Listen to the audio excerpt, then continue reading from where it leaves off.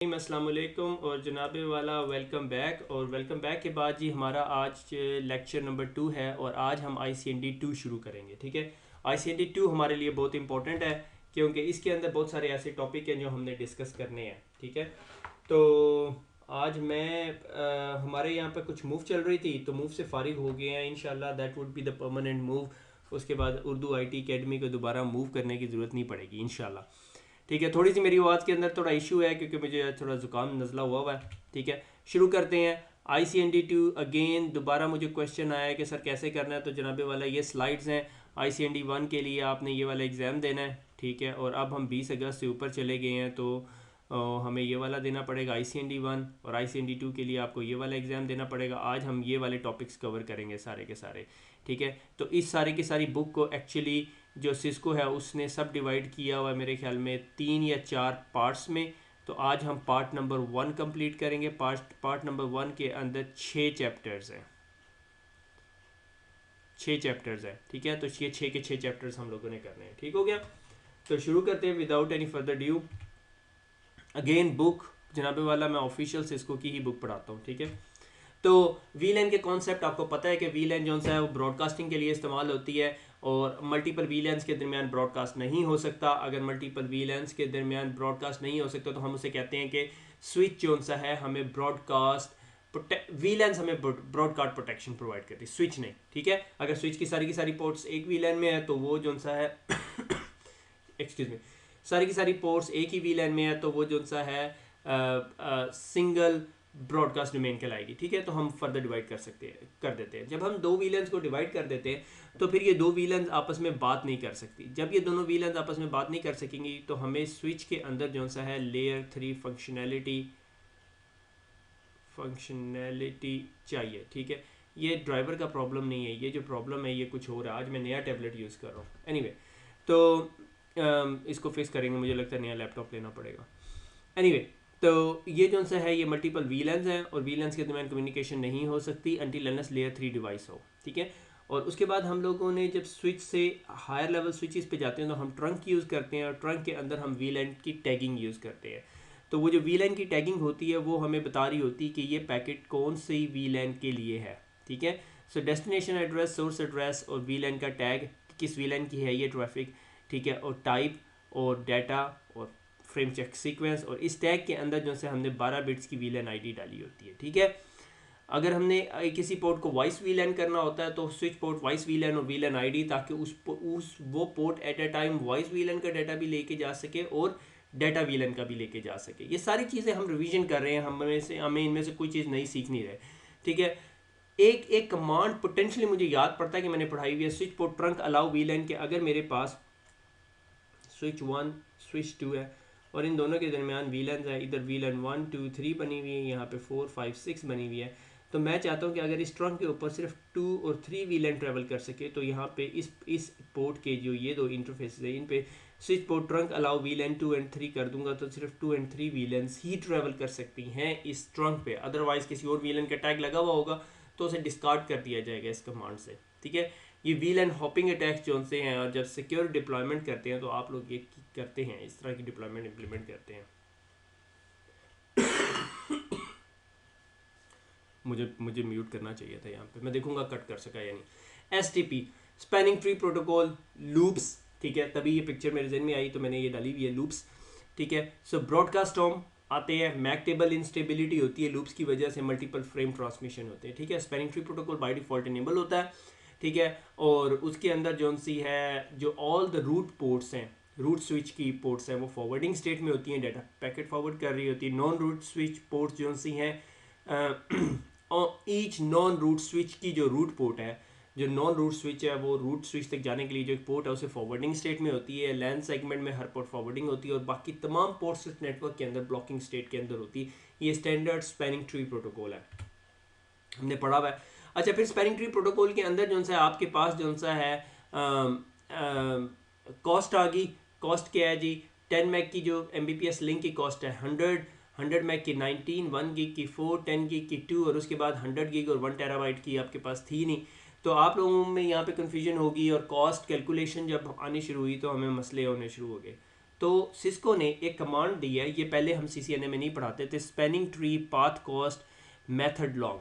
Method long क्या करता है कि जो 16 बिट की वैल्यू है उसको उठा के 32 बिट की कर देता है, ठीक है, स्पैनिंग ट्री के अंदर, और उससे जो उनसे है नया टेबल बन जाता है विच इज़ 200,000 2 मिलियन मेरे ख्याल में, या 20 मिलियन है, हाँ 2 मिलियन 200,000 20,000 2,000 220 और 2 भी है यहाँ पे, 2 का मैंने मेरे ख्याल में ऐड किया हुआ, 10 टेराबाइट्स पर सेकेंड, ठीक है। व्हाट इज़ द पॉसिबिलिटी, हम थोड़े बाद फ्यूचर में जाके हम कहें यार ये तो 10 टेराबाइट तो अब डेस्कटॉप पे दे रहे हैं हम लोग, पॉसिबिलिटी है। जिन लोगों ने पहले 1998 के अंदर जो स्टैंडर्ड बनाए थे उन्होंने सोचा भी नहीं था 10 गीग के बाद हम फंस जाएंगे, ठीक है। 40 गीग के जिसका कनेक्शन है, इसमें 40 गीग नहीं लिखा हुआ, हालांकि 40 गीग पे काम हो रहा था SFP प्लस के ऊपर जो जा रही है। एनीवे, तो spanning tree path cost method long से आप जो है स्पैनिंग ट्री की कॉस्ट चेंज कर सकते हैं। अच्छा, अब इसके अंदर मसला क्या है, आप डिप्लॉयमेंट में ये होता है कि आपके पास ये पूरा एनवायरनमेंट लगा हुआ है, ठीक है, ये सारे के सारे स्विचेस, सिर्फ आपने यहाँ पे लॉन्ग कर दिया, बाकियों पे लॉन्ग नहीं किया, तो स्पैनिंग ट्री लॉन्ग नहीं चलेगा प्रॉपर्ली, ठीक है। मे बी प्रॉब्लम करे, मैंने कभी टेस्ट नहीं किया। तो आपको यूनिवर्सली पूरे के पूरे स्पैनिंग ट्री नेटवर्क के ऊपर जो सा है ये कमांड लगानी पड़ेगी, ठीक है। अब ये कमांड कौन कौन से OS में सपोर्टेड है, that's something that you need to work out, okay. फिर उसके बाद स्पैनिंग ट्री के हेलो टाइमर है 2 seconds, that can be change, maximum age 10 time hellos, और फॉरवर्डिंग डिले 15 सेकेंड्स का है कि जब फॉरवर्डिंग स्टेट ब्लॉकिंग स्टेट से फॉरवर्डिंग स्टेट में पहुंच जाती है। उसके बाद हमें पता है कि ब्लॉकिंग स्टेट के अंदर फ्रेम फॉरवर्ड नहीं हो रहा होता, लिसनिंग लर्निंग में भी फॉरवर्ड नहीं होता, फॉरवर्डिंग स्टेट में फॉरवर्ड हो रहा होता है, डिसेबल स्टेट के अंदर नहीं हो रहा होता। उसके बाद पोर्ट रोल्स है RSTP जो रैपिड स्पैनिंग ट्री प्रोटोकॉल है, जिसे हमने 802.1W कहा, पुराने CCNA के अंदर हमने इसकी लैब की थी, ट्रांजिशन भी करके देखा था, और देखा था कि स्विच ओवर टाइम कितना फास्टर है, ठीक है। तो रूट पोर्ट इसके अंदर होती है, इसके अंदर अल्टरनेट पोर्ट होती है, designated port, backup port and disable ports, ठीक है। अब यहाँ पे पोर्ट स्टेट है स्पैनिंग ट्री की और rapid spanning tree. Spanning tree कौन सा, 802.1D, that is a spanning tree protocol, और दैट इज RSTP, ठीक है, ये आपका RSTP स्टैंडर्ड है, ठीक है। और पोर्ट इज एडमिनिस्ट्रेटिवली डिसेबल या डिस्कार्टिंग उसे स्टेट को कह देते हैं, एक में ब्लॉकिंग है, discarding, learning not used, learning state नहीं यूज होती यहाँ पे क्योंकि ये ऑलरेडी लर्नड होती है और ये बैकअप पोर्ट बना देती है। यहाँ पे हमने देखा है बैकअप पोर्ट, ठीक है, इसने बैकअप बनाई होती है। जिस तरह ये मेन या रूट पोर्ट या जो भी पोर्ट है वो ख़राब हो जाती है, अल्टरनेट पोर्ट में मसला होता है, तो उसे पता होता है कि मेरे पास बैकअप है, उसने लर्निंग स्टेट में नहीं जाना होता, फॉरवर्डिंग में नहीं जाना होता। इसी वजह से रैपिड स्पैनिंग ट्री प्रोटोकॉल के अंदर वो 15 सेकेंड का डिले नहीं आता। स्पैनिंग ट्री की कमांड शो स्पैनिंग ट्री पता है, show spanning tree root, looking for a root port. तो रूट स्विच के अंदर जो सा है, root switch will not have any root port, root switch के अंदर कोई रूट पोर्ट नहीं होगी, ठीक है ना, ये सिर्फ नॉन रूट स्विचेस के अंदर होती है। वो जो जैसे आपको पता है रूट स्विच का इलेक्शन क्या है, मैंने वो सारा पोर्शन ही गैप कर दिया यहाँ पे क्योंकि आप पढ़ के आए हुए हैं, ठीक है। शो स्पैनिंग ट्री VLAN 10 अगर पर VLAN स्पैनिंग ट्री इंस्टेंसेस चल रहा है। अगर किसी स्पेसिफिक इंटरफेस के ऊपर आपको मसला हो रहा है, आपको समझ नहीं आ रही स्पैनिंग ट्री टोपोलॉजी, तो अक्सर नेटवर्क्स के अंदर साइंटिस्ट किस्म के जो नेटवर्क इंजीनियर होते हैं, कोई रिक्वायरमेंट होगी, मैं बुरे लफ्ज़ों में उन्हें साइंटिस्ट नहीं कह रहा, मैंने खुद किए मैं ऐसे काम कि आपने स्पैनिंग ट्री की जो पोर्ट होती है उसके स्पेसिफिकली कॉस्ट दे देते हैं उठा के, ठीक है ना। आप चाहते हो कि यार इस रास्ते से कभी भी ट्रैफिक ना जाए, ठीक है, या इस रास्ते से हमेशा ट्रैफिक जाए, या ये रास्ते को हमेशा प्रेसिडेंस दी जाए। हालांकि आपके लिंक कॉस्ट दोनों की 2 इक्वल है, दोनों पे 1 गीग के लिंक जा रहे हैं आगे, तो आप किस तरह उसको मैनिपुलेट करेंगे, आप मैनिपुलेट करेंगे through the manually entering the spanning tree cost command. तो अगर आपको भी ट्रबल शूट कर रहे हैं किसी नेटवर्क को और वहाँ पे आपको चाहिए, तो फिर show run pipes and include spanning tree spanning hyphen tree cost depending upon the syntax of your switch that you are using. तो आपको वो इंटरफेस नज़र आ जाएंगे जिन पे हुई है। उसके बाद हम टॉपिक आगे VTP जैसे हम कहते हैं जी, बड़ा टेररिस्ट किस्म का प्रोटोकॉल अगर गलत कन्फिगर हो जाए। रनिंग कन्फिग्रेशन के अंदर VLAN इन इंटरफेसेस VLAN असाइन कर दी, और आपको पता है कि VLAN डेटाबेस फाइल होती है हमारे पास जहाँ पे हमारी VLAN की इन्फॉर्मेशन पड़ी हुई होती है, ठीक है। एक चीज़ वेरी इंपॉर्टेंट आप लोगों को मेरे ख्याल में पहले भी बता चुका हूँ, शो VLAN करते तमाम VLANs की इन्फॉर्मेशन आ जाती है। अगर आप show run pipes and more या पता नहीं जो भी आप कमांड चला के आप कॉन्फ़िगरेशन कॉपी कर लेते हैं, याद रखिएगा आपके पास VLAN डेटाबेस की कॉपी नहीं है जब तक आप इस फाइल का बैकअप ना करें, ठीक है। तो हमेशा याद रखें कि अपने कोर स्विचेज जहाँ पर भी आपके पास VLAN डेटाबेस है तो उसका बैकअप ज़रूर होना चाहिए आपके पास, और वो बैकअप किस तरह होगा, TFTP कर लें, ठीक है। VLAN commands VLAN 1 name VLAN, ठीक है। VTP command VTP domain name, VTP mode, VTP server, VTP password अगर आपने पासवर्ड लगाए हुए हैं, ठीक है। बाकी ये कन्फिग्रेशन कमांड्स हैं, VLAN डोमेन क्या है, VTP मोड कौन सा है, VTP का पासवर्ड क्या है, ठीक है। VTP प्रूनिंग क्या है, VLAN ID, name, shutdown, running configuration, voice VLAN, सारा कुछ, ये सारी चीज़ें आप लोग बड़ी डिटेल में पढ़ चुके हैं, ठीक है। मुझे याद है मैंने VLAN.dat के बारे में भी ऑलरेडी बताया हुआ आपको। उसके बाद आ जाता है रेडियस एंड टेकएक्स। रेडियस टेकएक्स क्या करता है, रेडियस टेकएक्स आपको ऑथेंटिकेशन सर्विसेज प्रोवाइड करता है, ठीक है। Authentication services to your VLAN, authentication services to your switches. RADIUS TACACS के बारे में हमने बहुत डिटेल में डिस्कस किया हुआ अपने CCNA सिक्योरिटी के अंदर, ठीक है। और टेकएक्स प्लस जो है इसको प्रोप्राइटरी प्रोटोकॉल है, most often use for network devices, और रेडियस नेटवर्क डिवाइसेस के लिए भी यूज़ हो सकता है, यूजर्स के लिए भी यूज़ हो सकता है। टेकएक्स TCP यूज़ करता है, रेडियस UDP यूज़ करता है, पोर्ट नंबर आ गया, पासवर्ड इनक्रिप्टेड फॉर्मेट में होता है। प्रोटोकॉल का जो इनक्रिप्शन है जो टेकएक्स का, वो पूरे का पूरा पैकेट इनक्रिप्ट करता है, रेडियस पूरे का पूरा नहीं करता।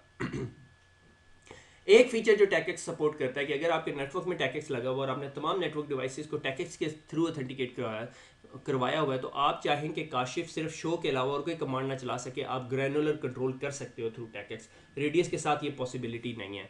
टेकएक्स सिस्को प्रोप्राइटरी है, रेडियस सिस्को प्रोप्राइटरी नहीं है। अगर आपके पास मिले जुले स्विचेस, मिले जुले नेटवर्क एनवायरनमेंट है, तो फिर आप टेकएक्स नहीं यूज़ कर सकते, ठीक है। उसके बाद अगला टॉपिक आ जाता है DHCP स्नूपिंग। मैं बड़ा इंटरेस्टेड था DHCP स्नूपिंग पढ़ाने के लिए, मगर मैंने CCNP स्विच में लेक्चर नंबर 19 में लेयर 2 सिक्योरिटी के बारे में बहुत लंबा लेक्चर दिया हुआ है। मेरे ख्याल में I would strongly suggest you 642 813 switch lecture number 19 करें, या उर्दू IT अकेडमी में टॉप कॉर्नर राइट कॉर्नर के ऊपर DHCP स्नूपिंग लिखें, एंटर करें, लिस्ट आएगी, ऊपर गूगल के रिजल्ट्स होंगे, उन्हें इग्नोर करते सबसे नीचे उर्दू IT अकेडमी के रिजल्ट्स होंगे, उनमें से कोई भी लेक्चर पकड़ लें, उनमें एक लेक्चर नंबर 19 है। एक्चुअली DHCP स्नूपिंग करता क्या, मैं अपनी आदत से मजबूर छोड़ नहीं सकता कि आप अपने नेटवर्क के अंदर जो DHCP सर्वर से ऑथोराइज कर देते हो, तो उसके अलावा कोई और बंदा जो उनसे अपना डॉजी DHCP सर्वर लगा के आपको IP एड्रेस नहीं देगा, क्योंकि अगर वो आपको IP एड्रेस देगा तो वो आपको गलत रास्ता भी बताएगा, ठीक है, क्योंकि वो डिफ़ॉल्ट गेटवे भी गलत देगा। तो ये मसले होते हैं। इस वजह से आप हमेशा मेक श्योर करते हैं कि आपके नेटवर्क में DHCP सर्वर की जो पोर्ट है वो बड़ी डेजिग्नेटेड हो, DHCP स्नूपिंग इनेबल हुआ हो। उसके बाद एक ऐसा टॉपिक जो अभी रिसेंटली आया है, होल्ड ऑन, ये क्या कर दिया मैंने,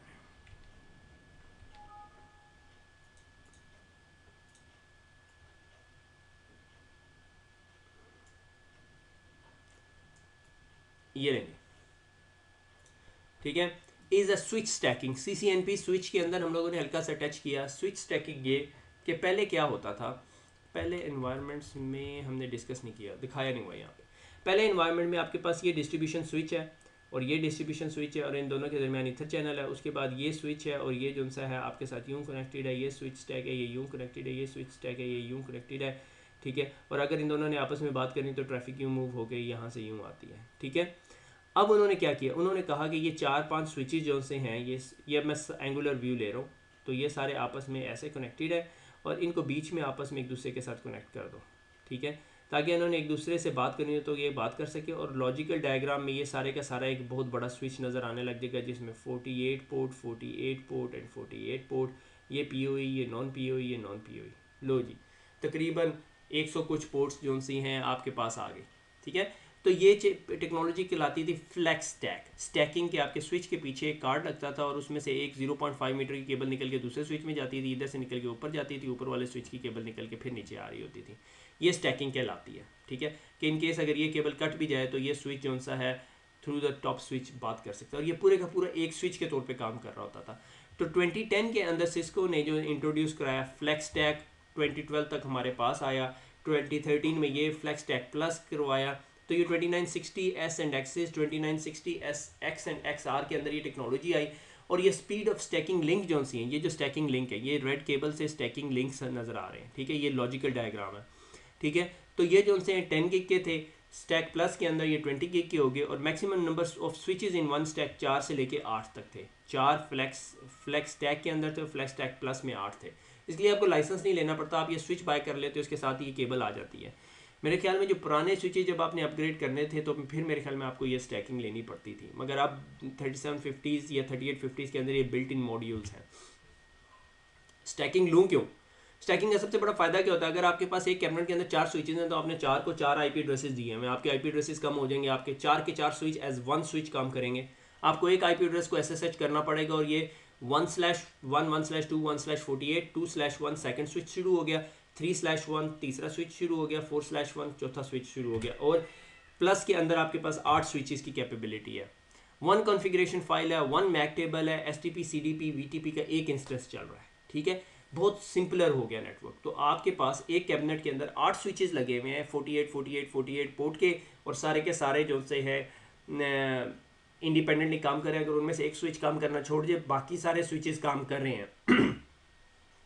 एक हाईली रिडंडेंट एनवायरनमेंट के अंदर हम लोगों ने जब ये डिप्लॉयमेंट की, तो हम लोगों ने 5 स्विचेस की रिक्वायरमेंट थी, हमने छठा स्पेयर लगाया हुआ था। उन्होंने कहा छठा क्यों स्पेयर लगवाया हुआ, तो हमने क्या किया, एक स्विच ये लगा दिया, 2 3 4 5 और 6, इसको फ्री छोड़ दिया, ठीक है। इसको ये ऊपर वाले सारी केबल्स इसमें चलेगी, इसमें भी चलेगी, इसमें भी चलेगी, इसमें भी चलेगी, और इसमें भी चलेगी, और इसके अंदर कुछ नहीं था, ठीक है।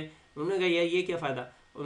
तो फिर डाउन द रोड क्या हुआ कि उनमें से एक स्विच ब्रेक कर गया, तो उन्होंने हमें कॉल की, हमने कहा ये जो जितनी केबल्स हैं ना उठा के इधर मूव कर दो।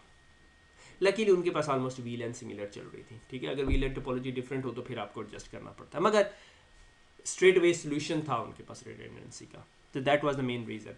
तो स्टैकिंग के अंदर ये भी फ़ायदा है कि आपको एक ही स्विच होता है, एक ही मैक टेबल होता है, सारा कुछ आप एक ही जगह से लोकेट कर देते हो। अगर मास्टर स्विच फेल भी हो गया तो कोई मसला नहीं होता।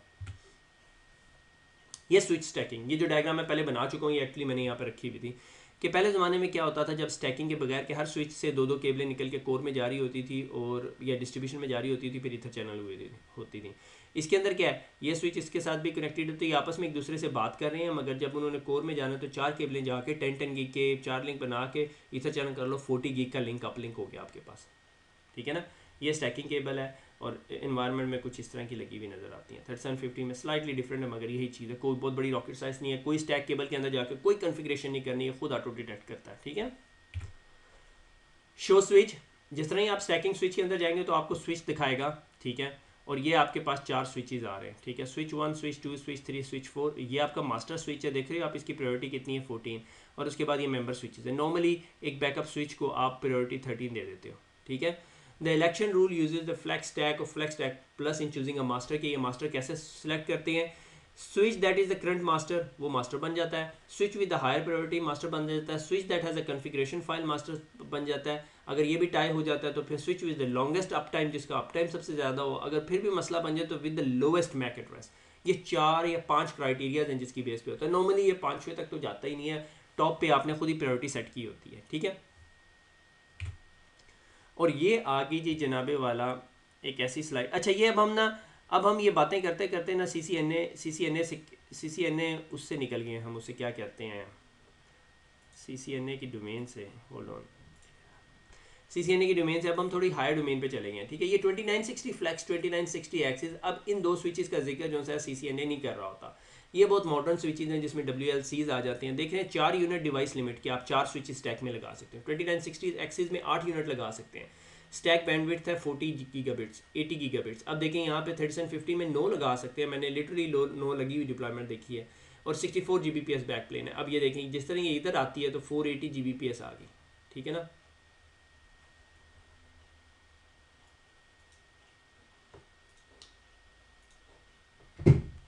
अच्छा जी, वेलकम बैक। आई थिंक मेरे कंप्यूटर के दिन पूरे हो गए। एनीवे, तो ये डायनेमिक रिंग, लोड बैलेंसिंग, बाकी चीज़ें हार्डवेयर के अंदर है, बैक प्लेन, इग्रेस वगैरह के ऊपर, मगर ये जो 2 पार्ट्स हैं, these are the most important ones, ठीक है ना। ये आपको समझ आने चाहिए। अच्छा, ये अच्छा फीचर है यार, मुझे पता ही नहीं था। गुड, तो मुझे इंक साफ कर सकता हूँ, है गुड। अच्छा जी, उसके बाद एक और टॉपिक जिसको 4-5 लाइनों में कवर किया हुआ आपकी बुक के अंदर, इज अ चेसिस एग्रीगेशन। जब आप एक्सेस लेवल के स्विचेस की बात करते हैं तो आप स्टैकिंग की बात कर रहे हो कि आपने 4 या 5 स्विच जोड़े आपस में और वो एक स्विच के तौर पे काम करने लगे। उसके बाद चेसिस एग्रीगेशन जो है डिस्ट्रीब्यूशन या कोर लेवल पे जब आप स्विचेस की बात करते हो, जिसे हम 6500 की बात कर सकते हैं या 6800 जो आ गया है, ठीक है। उसके अंदर हम एक टेक्नोलॉजी की बात करते हैं, VSS, वर्चुअल स्विच सिस्टम। उसमें क्या करते हैं कि हम जो सा है फिजिकल डायग्राम ये होती है कि 2 6500 लगाते हैं और उनके दरमियान जो सा है एक लिंक बनाते हैं, जिसे पहले ईथर चैनल कहते थे, अब हम उसे वर्चुअल स्विच लिंक कहते हैं, VSL, ठीक है। और मेरे ख्याल में VSL की कोई हार्डवेयर रिक्वायरमेंट है कि मिनिमम 10 गीग के लिंक होने चाहिए, ठीक है। और उसके बाद तमाम एक्सेस स्विचेस उनसे कनेक्ट हो जाते हैं। तो एक्चुअली जब लॉजिकल डायग्राम देखते हैं तो वो ऐसे लगता है कि ये एक स्विच है, ठीक है, मगर एक्चुअली वो एक स्विच नहीं होता, वो 26500 या 26800 लगे हुए होते हैं, ठीक है। और उसके बाद इनको ईथर चैनल भी कर सकते हो, वो डिफरेंट स्टोरीज़ है। अगर आपने इसके बारे में थोड़ा सा और पढ़ना है, आजकल जो इंटरव्यूज़ के अंदर नेटवर्क इंजीनियर के लिए सबसे बड़ा इंपॉर्टेंट क्वेश्चन होता है इज़ अ VSS टॉपिक, ठीक है। तो आपको VSS का अंदाज़ा होना चाहिए। अगर आपको काम करने का मौका नहीं मिला, मुझे नहीं पता, आप 6500 सिमुलेट नहीं कर सकते, ये एमुलेट जो भी करते हैं वो एमुलेशन नहीं कर सकते आप 6500 की ऑन अ GNS, ठीक है।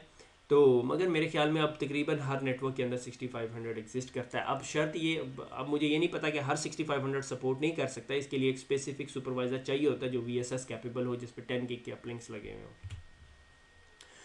अच्छा, उसके बाद एक और टेक्नोलॉजी आई है, इसको इंट्रोड्यूस कराई थी, इज़ अ VPC, ठीक है। और VPC जो है more of a nexus type के स्विचेस के अंदर टेक्नोलॉजी है। वंस अगेन आदत से मजबूर होकर पढ़ा रहा हूँ, आपको पढ़ने की ज़रूरत नहीं है। तो VSS के अंदर लोग बड़े कंफ्यूज होते हैं, VSS और VPC के अंदर फ़र्क क्या होता है। तो VSS के अंदर जो सा है, आप जो सा एज अ सिंगल स्विच नज़र आ रहे होते हैं, यानी आप ये दो स्विचेस को, किधर गया भाई मेरा पेन, ये दो स्विचेस, ये स्विच 1 और स्विच 2 को कुछ ऐसे रिप्रेजेंट करते हो कि ये एक स्विच बन जाता है। ये नॉन VSS है और ये VSS टेक्नोलॉजी है। अब आप क्या बन रहे हो कि एक स्विच है और आप यहाँ से एक स्विच में जा रहे, एक्चुअली फिजिकली दो स्विचेज है। VPC के अंदर क्या होता है, VPC में आप दो ही स्विच रखते हो मगर दो स्विच को ईथर चैनल बना लेते हो, यानी ये स्पैनिंग ट्री लूप ब्लॉक किया हुआ है, ठीक है ना। तो ये भी स्पैनिंग ट्री लूप ब्लॉक किया हुआ है, ठीक है। तो आप सिर्फ 1 gig को या 10 gig के अपलिंक को यूज़ कर सकते हो। अब यहाँ पे 20 gig का ईथर चैनल बन गया, मगर इसमें दो स्विचेस ही रहते हैं। और उसके अलावा बहुत डिटेल है इसके अंदर, मगर हम इसको टच ही नहीं करें। अभी हम CCNA लेवल है, CCNA लेवल में तो आप हार्डली स्क्रैच कर रहे होते हैं सरफेस, ठीक है ना। तो जनाबे वाला, यहाँ पर हमारा पार्ट 1 कंप्लीट हो गया। हमें VLAN का पता है, हमें VTP ट्रंकिंग का पता है, VTP पासवर्ड का पता है, स्पैनिंग ट्री प्रोटोकॉल का पता है, स्पैनिंग ट्री और RSTP के अंदर डिफरेंस का अंदाज़ा है। VTP ट्रंकिंग, ये VTP कहाँ लिख दिया, VLAN ट्रंकिंग है ये, ठीक है, VLAN ट्रंकिंग। और VTP हमने देख लिया, रेडियस टैक्टिक्स में डिफरेंस, DSCP स्नूपिंग, और एक टॉपिक जो पहले CCNA में शामिल नहीं था, स्टैकिंग। लिटरली पेज नंबर 156 मेरे ख्याल में, एक सेकंड मुझे ज़ुबानी याद हो गया, 156 है यार, 156 157 पे स्टैकिंग पढ़ाई हुई है सिस्को ने आपकी बुक के अंदर, ठीक है। तो खुश रहे, दुआ में याद रखिएगा, फिर मुलाकात होगी अगले लेक्चर में। अल्लाह हाफिज़।